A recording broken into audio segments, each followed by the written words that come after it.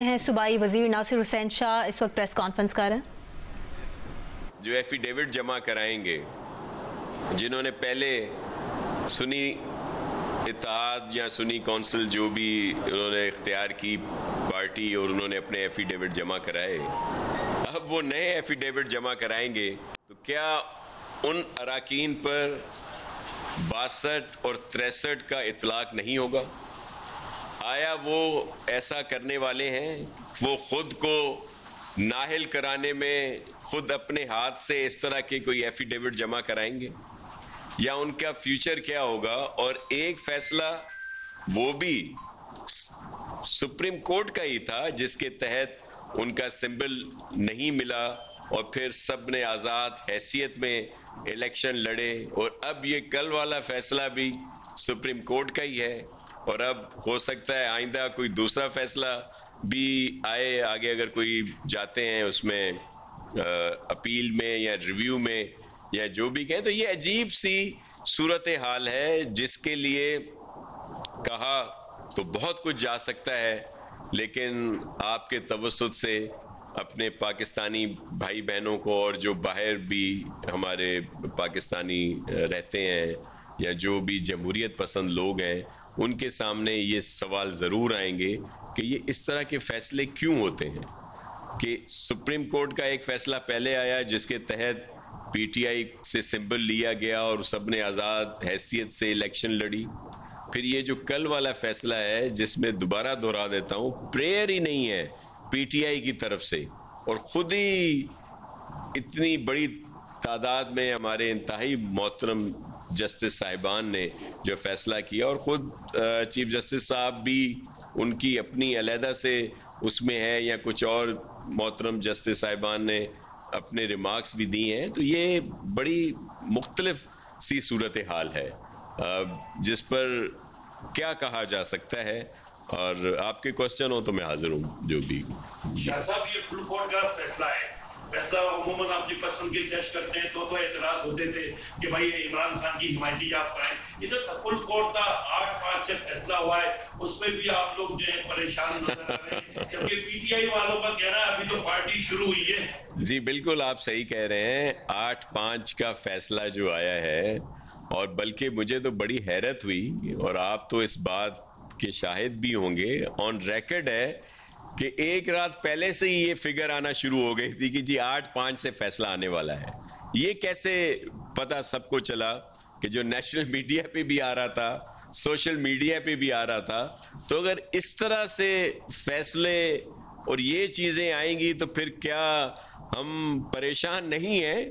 हम बहुत इस अजीब सूरत हाल से दो चार हैं कि ये किस तरह के फैसले आ रहे हैं, और पहले से कैसे सबको इल्म हो जाता है। जो जिस तरह आपने खुद कहा कि 8-5 का फैसला ये एक दिन पहले से मीडिया पे था, सबके इल्म में है ये बात।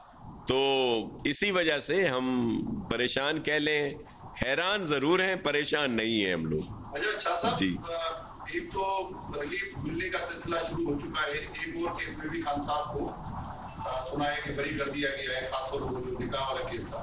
अच्छा, दूसरा ये मुझे बताइए कि कल कोई वज़ीर आला सिंध साहब के साथ आपको कोई इजलास भी हुआ है और कराची के हवाले से जो मंसूबे हैं उनका जायजा लिया गया जी। तो वो किस तरह के मंसूबे, क्योंकि कहा जा रहा है, आज भी आसिफ नईम रहमान ने कहा कि कराची को तो कुछ भी नहीं दिया जा रहा। देखिए, मैं एक तो जो आज के फैसले की बात है वो जो निकाह और इद्दत वाला है, देखिए ये पर्सनलाइज चीज़ें हैं, इस पे तो मैं नहीं कोई कमेंट करना चाहता। दूसरी बात जो आपने कही, कल हमारी जो मीटिंग थी उसमें ज़रूर कराची के लिए सरे फहरिस्त कह लें जो डिस्कशन था, क्योंकि कराची के स्टेक होल्डर ज़्यादा उसमें थे, लेकिन पूरे सूबे के लिए था। और ख़ास तौर पर जैसे आपने कहा कि कराची में हम जितना मर्जिया काम करा लें, किसी को नज़र नहीं आता। अब इसमें हम क्या करें? फ्लाईओवर जितने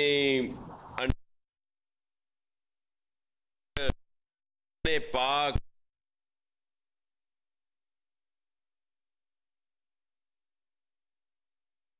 सूबाई वजीर नासिर हुसैन शाह कराची में प्रेस कॉन्फ्रेंस कर रहे हैं।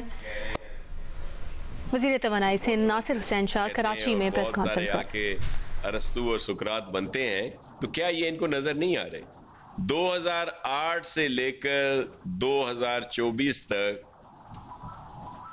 अरबों रुपए कराची पे खर्च हुए हैं कराची की बेहतरी के लिए, लेकिन पता नहीं क्यों किसी को नज़र नहीं आता। उसके लिए तो हमें मैं ना मानूं का तो इलाज हमारे पास नहीं है, लेकिन यहाँ पे बहुत कुछ हुआ और आपने देखा कि इसी वजह से आज कराची का जो मेयर है वो जियाला है।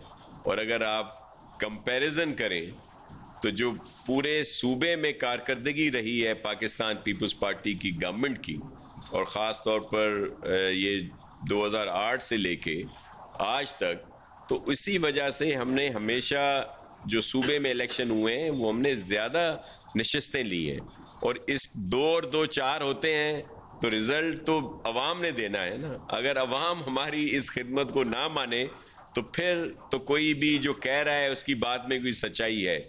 लेकिन इन सब चीज़ों को इलेक्शन वाले दिन जुठला दिया जाता है और आप सबके इल्म में है कि पाकिस्तान पीपल्स पार्टी ने बहुत मुश्किल हालात में सब इलेक्शन लड़े हैं। 2008 का हो, 2013 का हो, 2018 का हो या 2024 का हो। तो हमें तो किसी और से सर्टिफिकेट लेने की ज़रूरत नहीं है। मेरे बड़े मोहतरम हैं हाफिज नईम साहब, लेकिन ये अपने सर्टिफिकेट अपने पास सुप्रीम कोर्ट का जो फैसला है वो बिल्कुल चीफ जस्टिस के रिमार्क्स हैं, जो फैसला है इलेक्शन कमीशन ऑफ पाकिस्तान के हवाले से तमाम जमातें ये कहती हैं कि चीफ इलेक्शन कमीशन और इलेक्शन वाले जो फौरी तौर पर मुस्तफ़ी हो जाए। क्या पीपल्स पार्टी के मुताबिक करेंगी कि इलेक्शन कमीशन का जो रोल रहा है उनको मुस्तफ़ी होना चाहिए? देखिए, हमें बड़े तहफ़्फ़ुज़ात रहे हैं अपनी जगह पे, जिनका इजहार चेयरमैन बिलावल भुट्टो ज़रदारी साहब ने भी किया, हमारी दीगर लीडरशिप ने भी किया। लेकिन जितने आईनी इदारे हैं वो उनका एहतराम करते हैं। लेकिन मेरे कहने का मकसद ये है कि क्या ये जो फैसला है कल का, क्या इसकी वजह से आइंदा कोई भी आइन पर अमल ना करे?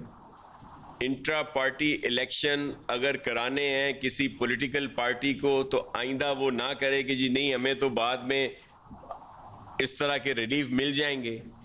देखें, ये जो चीज़ें हुई ये पीटीआई की अपनी जो उनकी गलतियां हैं उनकी वजह से हुई। इंट्रा पार्टी इलेक्शन उन्होंने नहीं कराए। अगर उनकी पार्टी के ऊपर सुप्रीम कोर्ट के फैसले से अजीब सी सूरत हाल पैदा हुई है। क्या दूसरा बयान हल्फी देने पर सुन्नी इत्तेहाद काउंसिल के अरकान नाअहली का इत्तलाक नहीं होगा? ये कहना था सूबाई वजीर नासिर हुसैन शाह का, जो कि कराची में प्रेस कॉन्फ्रेंस कर रहे थे। एक ब्रेक लेंगे, एक ब्रेक के बाद हाजिर होंगे हेडलाइंस के साथ।